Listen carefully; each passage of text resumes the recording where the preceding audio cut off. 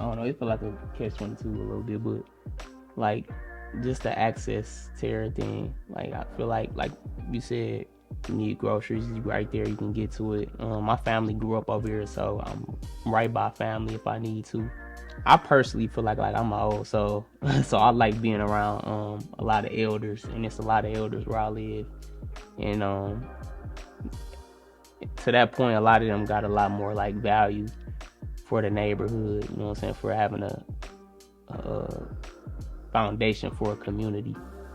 So I like that aspect for it, but like I said, it's sad because I don't see a lot of the youth having the same value system.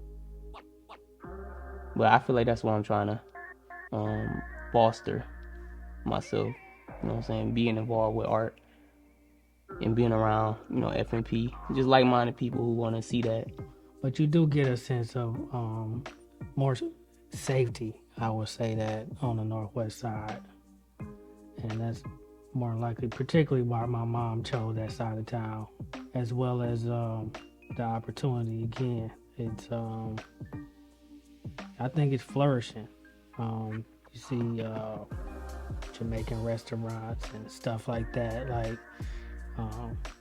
15, 20 years ago, that wasn't even heard of. It was all Europeans, owning the shops and owning the stores. And it feels good to know that people that look like me can not only survive but thrive in these opportune times of the Northwest Side's growth.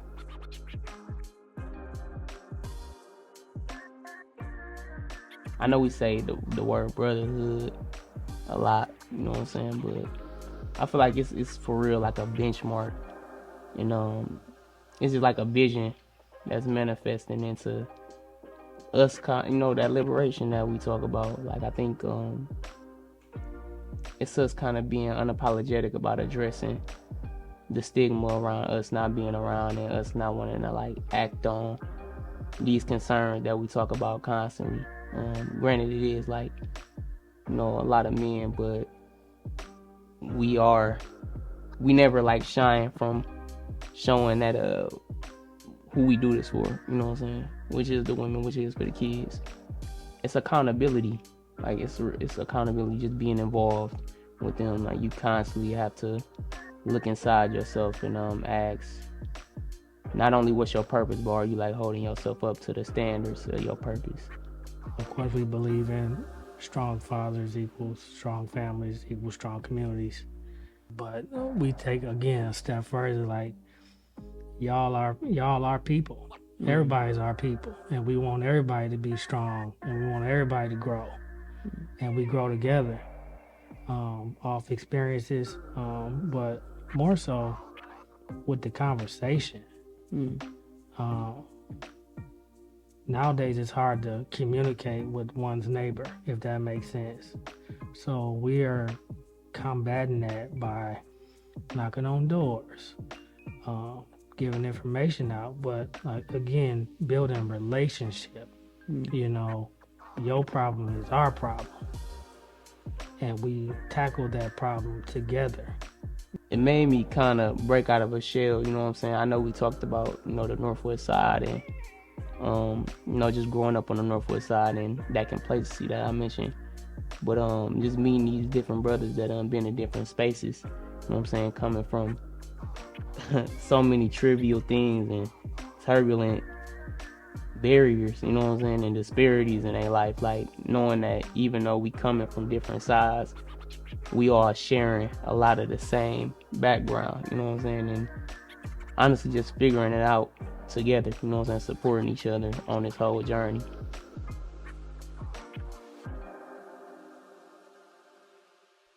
A little more on the course actually, that I'm just now becoming a facilitator of.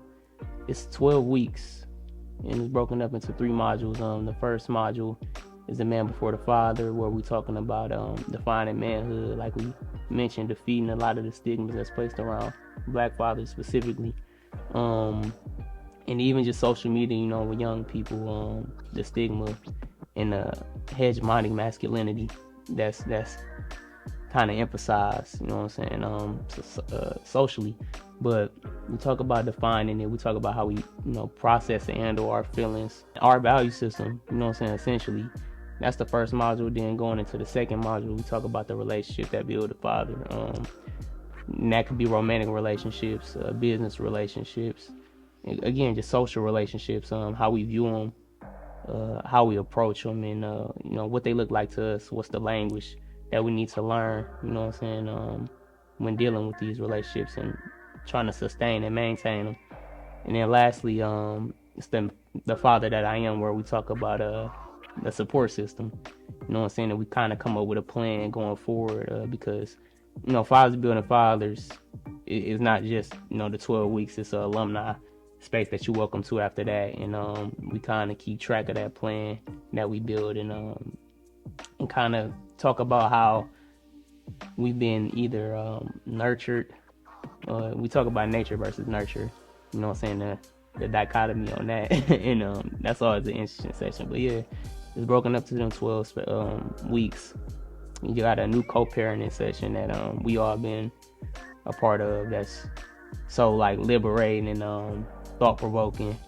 We focus on men's wellness as well. As part of that, we got a garden plot, a couple plots that we go to during the spring and the summer, into the fall, and getting that alumni space.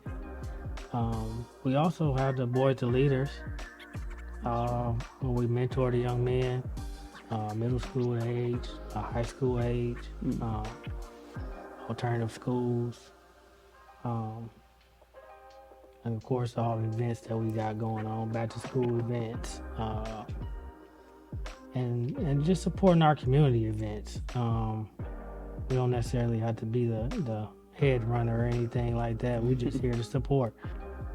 Kind of to add a little bit to that, man, it's even just everything you just shared, like it's so liberating, because it just kind of, you see how the cycle and the agenda that have been placed on us, we see how we kind of breaking it and kind of redefining how we just approach cooperation and just collection together. You know what I'm saying? Them cleanups, just seeing how people really value, the lady the other day, just expressing how appreciative she is for seeing something like this, how it's not something that's socially accepted or even just done in the neighborhood in general. You know what I'm saying? Them interactions, we really see like the value, you know what I'm saying, and what we trying to do, and just what we water and what we cultivate. The African American Roundtable develops Black leaders to transform our lives. They need your support to continue organizing and programming that builds our power and community. Will you donate $60 today to keep AART's movement going? That's only $5 a month. Click the link in the description to donate now.